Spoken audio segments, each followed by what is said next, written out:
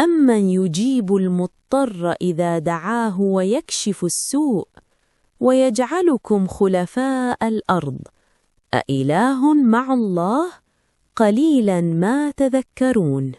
Who is it that answers the prayer of the distressed when he calls upon him, and removes his distress, and makes you successors in the earth? Is there any God with Allah? Little do you take heed.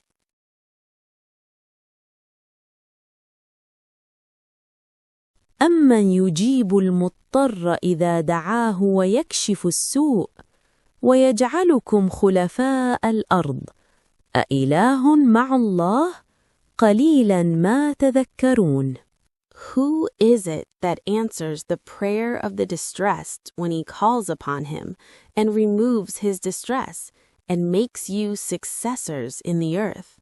Is there any God with Allah? Little do you take heed.